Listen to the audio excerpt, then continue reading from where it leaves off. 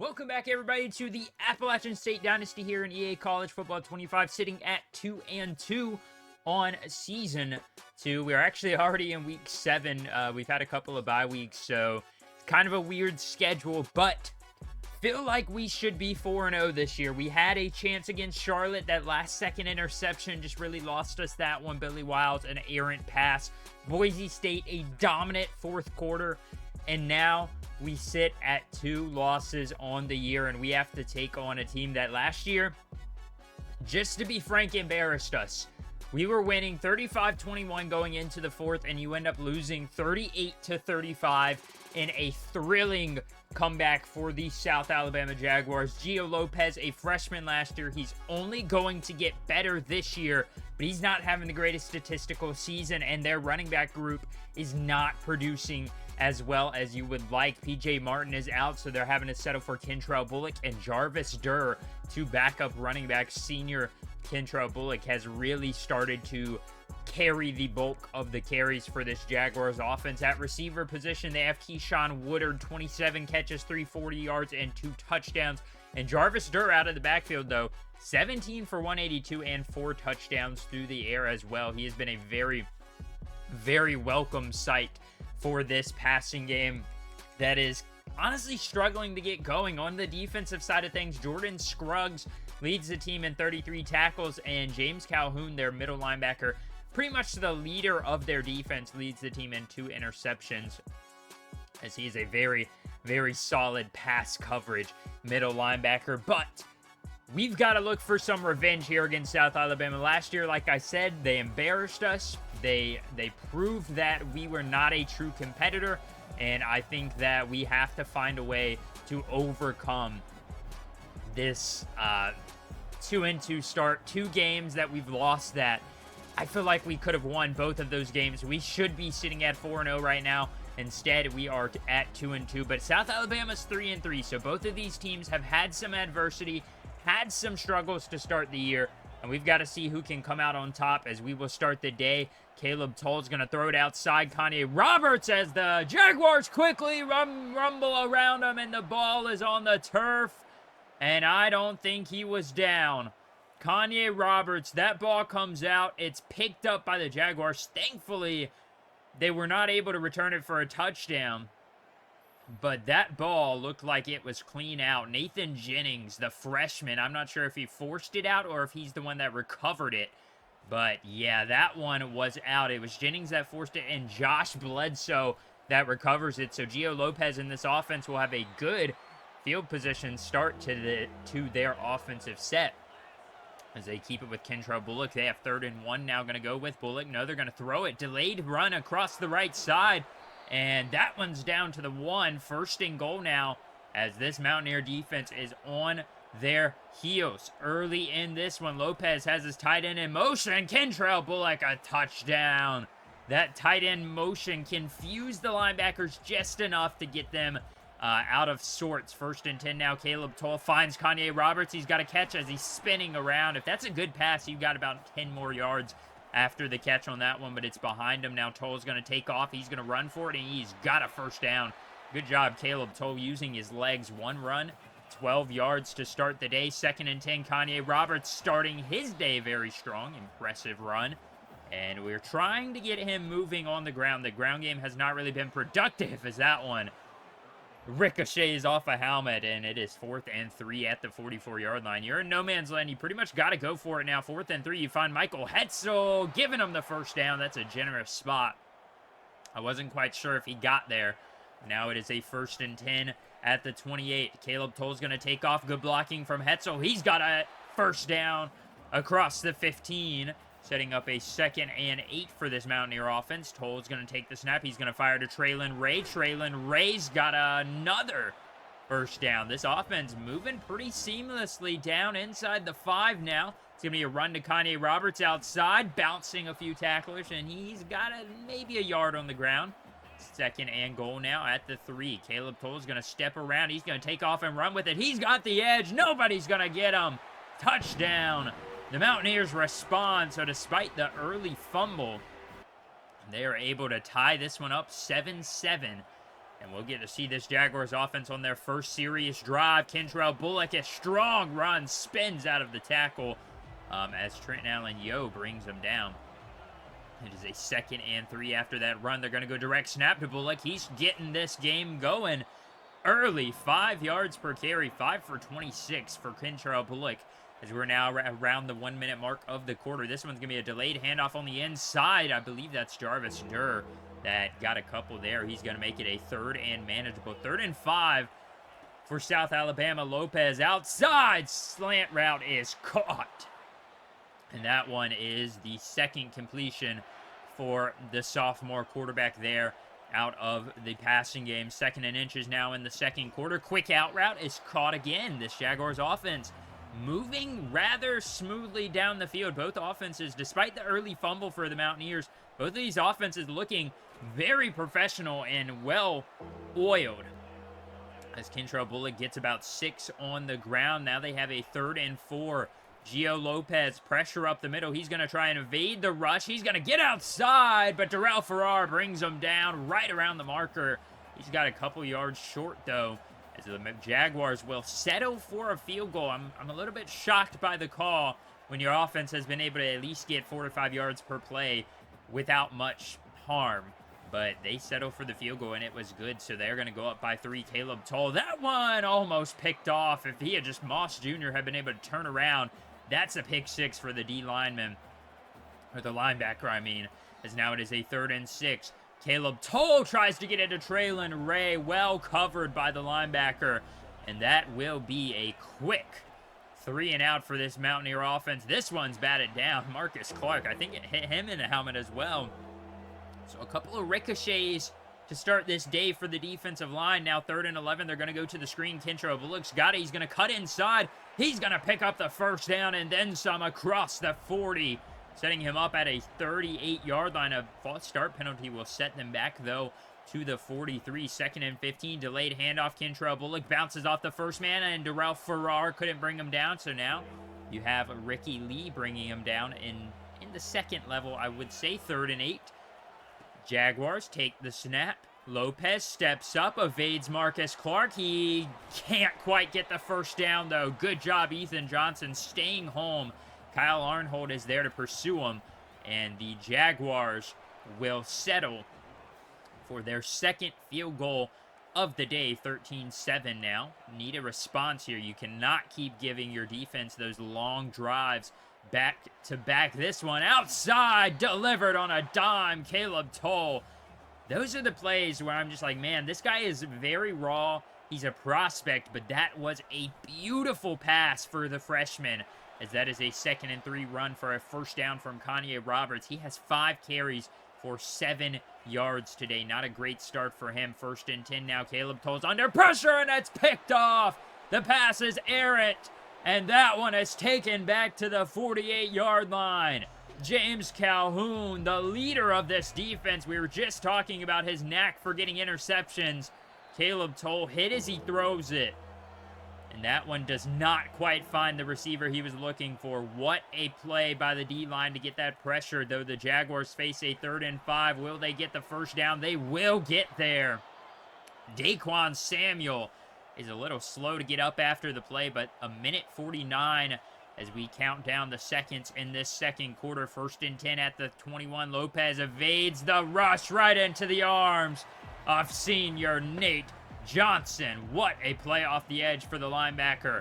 2nd and 18 now. Lopez, pressure from Clark. This time he can't evade outside because Clark gets home inside. And a couple of big plays from this defense. 3rd and 25. Lopez under pressure, looks to take off. Instead, he gets hit as he lets go of it. I mean, he had a lot of space down the field to run with that one. But instead, they're going to kick a long field goal, and this one is wide left.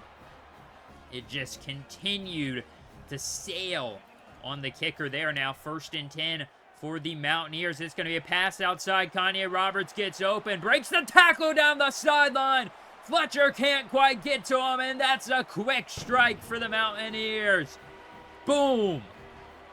All the momentum in the world in the Jaguars' favor in this 1st half.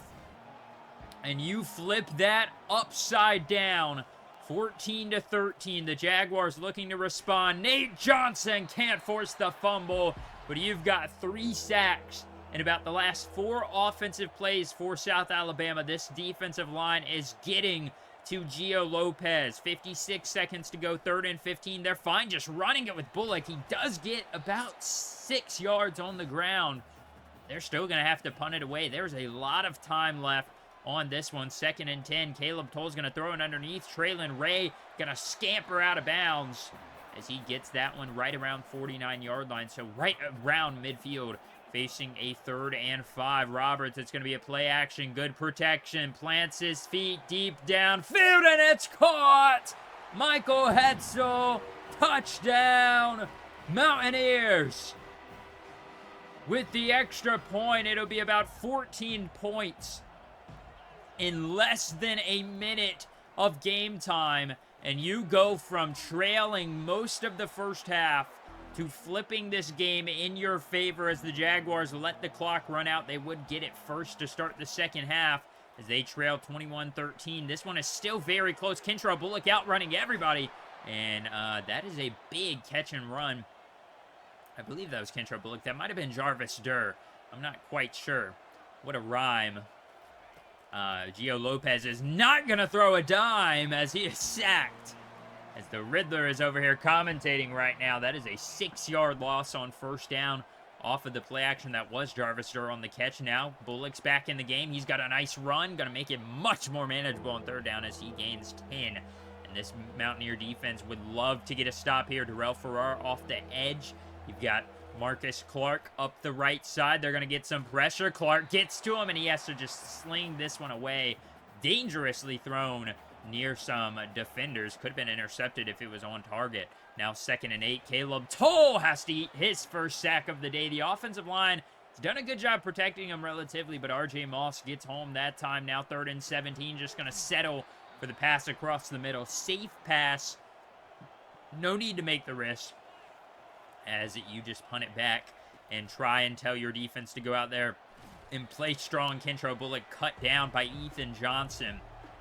13 carries for Bullock, around 70 yards on the ground. He's had a very productive day. This one's a read option. Kyle Arnholt brings down Gio Lopez, and that is now a 3rd and 7. Screen pass going to go to Bullock. He's got good blockers in front of him. 1st down. Those screen plays are so tough to guard, especially when the offensive linemen get out there in front of the running back. Now 2nd and 10. Gio Lopez into the hands of Trenton Allen-Yo, and he drops it. Would have been maybe a pick 6, but it's still incomplete. 3rd and 10. Delayed handoff. Bullock can't get a yard, maybe, as they punt it right back to the Mountaineers. 2nd and 4 to start the drive at your own 44-yard line. Caleb Toll's going to throw it. Nice leading pass to Traylon Ray, his 5th grab of the day for 47 yards, as it is now 21-13. Caleb Toll's going to take the snap under pressure. He is hit as he throws it, and that one falls harmlessly to the ground. Now 3rd and 8. Toll looking deep downfield, firing to Grant Tucker, who snags it out of the air, and he's brought down inside Jaguar territory, inside the red zone, as this offense will respond with a wheel route to Larkins. Touchdown. The Mountaineers extending their lead 28-13 now. And wow, I mean, this game has just not went the way I expected after that first quarter and a half, really. Kentrell Bullock, or Jarvis Durr, excuse me, gets a nice carry. Bullock back in the game now. This game was all for South Alabama in that first quarter, and really most of the second, but that final minute of the second quarter in this entire third quarter has really just been all App State. I mean, I was not expecting such a switch. Kentrell Bullock on 3rd down is swarmed, and the Jaguars offense continues to struggle to get anything going. They're going to punt it back now. Caleb Toll tries to keep it himself, but he's brought down. Just hold on to the ball. Don't make any major mistakes. 3rd and 18 now. I mean, you're fine punting this away, up 28-13 here in the 4th. This one's up the seam, and it's dropped down to the ground. Caleb Toll just had to get rid of it. Thankfully, they count it as an incomplete pass The Jaguars running out of time here to try and get back into this one. Lopez under pressure, and he's sacked for the 5th time. Thomas Davis off the edge. Marcus Clark up the middle, I believe. As now it is a 3rd and 18. It's outside. Run is sacked. Nate Johnson, his 3rd of the day, his 5th TFL. And now a 4th and 23. The Mountaineers will be returning this one. It is a short punt relatively. Nick Miles going to have some space to run. Going to have a block in front of him, and he's got it across the 30 down to the 25-yard line. Mountaineers with a good start. 1st and 10. Down the seam. Touchdown. Boom. What a pass from Caleb Toll. I mean, that was maybe the best throw we've seen in this entire series so far. 1st and 10 screen pass could have been picked off, but instead it is a 2nd and 11 after they lose one on the screenplay. But that pass, I mean, that was maybe the best pass we've seen in this entire series. Gio Lopez going to escape Marcus Clark, but Kyle Arnholt on the QB spy is going to bring him down shortly after the line of scrimmage, so they have a 4th and 9 now. They're going to have to go for it. I mean, down by 35-13, you have to go for it even if it's this early in the 4th. That one's deflected. The ball hung in the air a little too long. And the Mountaineers will take over.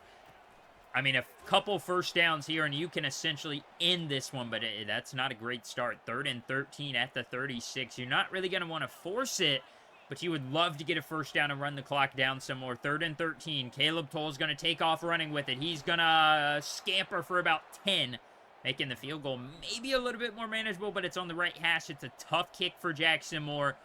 4th and 3 from the 26. There is some wind, and yeah, that one would have been tough to make for the freshman, as he nails that one wide left. I mean, just obliterates it. The Jaguars will not face any consequences for that 4th down stop, but this one's caught on the outside. Could have been picked off if it was slightly underthrown, but a good pass from Lopez sets them up across midfield now. 2nd and 1 at the 34. Lopez is going to look to throw again under pressure from Clark. He's going to evade the pressure, throws it at the last second. Kyle Arnholt wasn't expecting it, and from an interception, it just harmlessly spins on the turf. They now have a 3rd and 1 delayed handoff. Gio Lopez under pressure. Darrell Farrar gets home. The 7th sack of the day. They will hurry up back to the line now. 4th and 10 at the 43-yard line. Lopez looking to throw. He's going to look deep downfield. Hit as he releases it, and it's a sack, I believe. But either way, they're going to turn it over on downs again. Kanye Roberts going to get the ball this time on 2nd and 3. He has got a first down. We're right around the 2-minute warning now. Caleb Toll, 1st and 10. This one's picked off. No one in front of him. Can Gentry get there? Obviously not, as that one is a quick pick 6 for Jordan Scruggs, the leader in interceptions we saw, or the leader in tackles for this Jaguars defense, as they're going to go with the onside kick. Bobbled, and it is a scrap forward, and it's picked up by South Alabama. 2 minutes to go, 35-19, but the Jaguars' new life breathed into this offense. It's a 2-score game. This one outside is caught. 1st and 10 now, 1:39 to go. They're using their timeouts on this drive for whatever reason. I would have been conserving my timeouts and kicking it off and hoping to get a stop with how well your defense has played in this 4th quarter on a very conservative App State offense. Now 2nd and 14. The clock does start to tick down here as the Jaguars face a 4-yard deficit on 2nd down. Gio Lopez under pressure walks right into his man on the edge. Another sack. I mean, he's got to start feeling that pain. Thomas Davis brings him down. Now 3rd and 22. Marcus Clark getting pressure, but it's caught by Jarvis Durr. And a touchdown. Now a 10-point game. The Jaguars will not recover this second one. Oh, that one was dangerously close to getting them a second onside kick, so they made a bit of a run for it. But the Jaguars will not be able to recover this. And I have a new idea that I'm doing for this series. I really want to do in between every game episode a recruitment and press conference episode. So if you guys have any questions about the team or about the performance, just like you would ask a coach in real life, I am going to be taking those questions from the comments down below, so I'd love to see your guys' input down there, and you will see them answered in the next episode after this one, and then we'll go into the next game and so on and so forth. And that way we can really focus on recruiting for a little bit, and then we can also focus on some things going on around the country and how this team can get and play better. But a win is a win. It wasn't pretty at all moments. Like I said, after that first quarter and really 3/4 of the second quarter, I thought this one was all South Alabama. We were going to have to play from behind. But man, our defense really stepped up in that second half. The offense, last minute of the first half, amazing. Not as great in the second half. You know, you score a couple touchdowns, but just not exactly perfection, especially that pick six, which really gave South Alabama a bit of momentum to try and get back in this ball game. But you still win at the end of the day.